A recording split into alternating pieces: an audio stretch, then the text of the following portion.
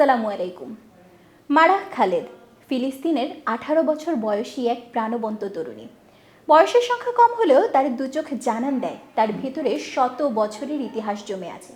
তিনি মূলত ছবি আঁকেন। কিভাবে আঁকেন? প্রশ্ন নিশ্চয়ই চলে আসে। তিনি গাজাকে অনুভব করেন আর সেই অনুভূতিকে রং তুলির আঁচড়ে অনুবাদ করেন। তার প্রতিটি আঁকায় একটি করে নিঃশ্বাস আছে। কখনো সেটা ভারী, কখনো কাপা, আবার কখনো আশায় ভরা। খুব সাধারণ উপকরণ দিয়ে আঁকা এসব ছবি কখনো বহন করে দীর্ঘদিনের যুদ্ধ ও দুর্ভোগের অভিজ্ঞতা, কখনো আবার মানুষের সংগ্রাম, বেঁচে থাকার লড়াই, কিংবা সবুজ শ্যামলে সাজানো সুন্দর গাজার চিত্র, যেখানে থাকবে তরমুজের ক্ষেত, জয়তুনের বাগান।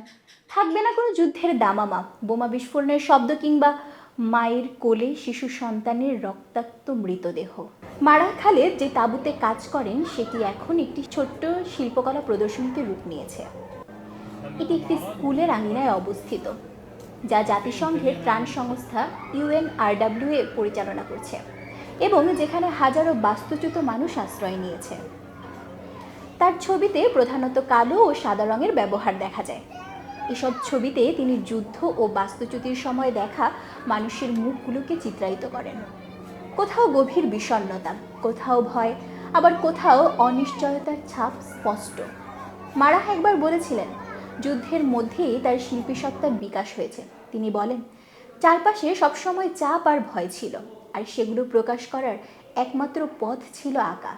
তিনি আরও বলেন, কালো সাদা রং ব্যবহারের কারণ হলো এগুলো ভয় ও ভেতরে জমে থাকা তীব্র নেতিবাচক অনুভূতিগুলোকে সবচেয়ে ভালোভাবে প্রকাশ করে। তার আঁকা ছবিগুলোকে আমরা বলে এসেছি এক ধরনের শিল্প, কিন্তু এখন বলছি এগুলো এক ধরনের গ্রহণযোগ্য দলিল, যেখানে উঠে আসে নিহত মানুষ, সাংবাদিকদের মৃত্যু, ক্ষুধা, দুর্ভিক্ষ এবং নিরন্তর বাস্তুচ্যুতির চিত্র।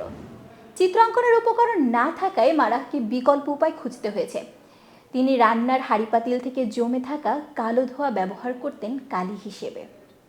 অপরদিকে তার ছবির দিকে তাকালে মনে হয় গাজা শুধু ধ্বংসের নাম নয়, সেখানে মানুষের বেঁচে থাকার গল্প আছে, আছে তাদের সংস্কৃতি, তাদের হাসি কান্না, তাদের ছোট ছোট স্বপ্ন। তার তুলির আঁচড়ে ভেসে ওঠে মানুষের মুখ, ক্লান্ত, ভাঙা, তবুও অদ্ভুতভাবে জেগে থাকা।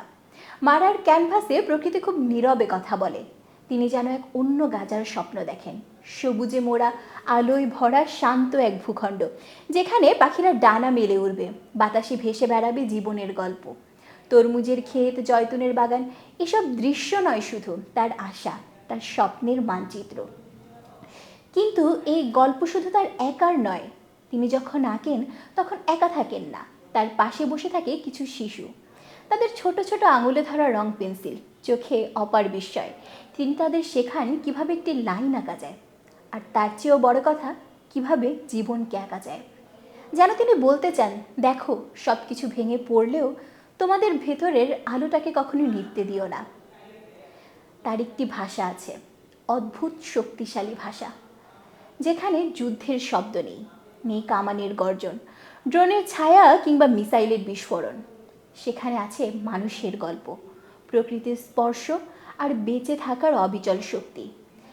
আমরা যেখানে ধ্বংসের ভাষায় কথা বলতে অভ্যস্ত হয়ে পড়েছি, তিনি সেখানে সৃষ্টির ভাষায় কথা বলেন। তিনি যে শুধু আঁকেন তা না, তিনি ছড়িয়ে দেন, জানান, বোঝান, গাজা মানে শুধু যুদ্ধ নয়, এটা মানুষের দেশ।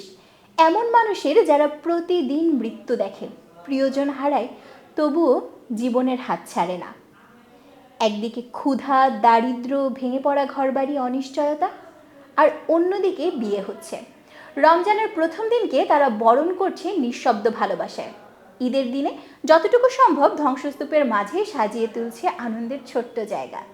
তারা মাওলাদুন নবী পালন করছে, লাইলাতুল নিসপেমিন সাবান উদযাপন করছে, যেন প্রতিটি উৎসবই এক একটা নীরব প্রতিবাদ। আমরা এখনো বেঁচে আছি, এই সব কিছুই মারার ছবিতে ধরা পড়ে খুব গভীরভাবে। আর যখন তিনি শিশুদের শেখান, তখন যেন আরেকটা সত্য ধীরে ধীরে খুলে যায়। ঠিক আছে, এখানে মৃত্যু আছে, ক্ষুধা আছে, ধ্বংস আছে, কিন্তু জীবনের সৌন্দর্য, সেটা কি আছে? হ্যাঁ, সেটাও আছে, সেটাও বেঁচে আছে, নিভে যায়নি। হয়তো এই বেঁচে থাকাটাই সবচেয়ে বড় যুদ্ধ। আর মারাহ খালেদের রং, সেই যুদ্ধের সবচেয়ে নীরব অথচ সবচেয়ে শক্তিশালী ভাষা। ধন্যবাদ।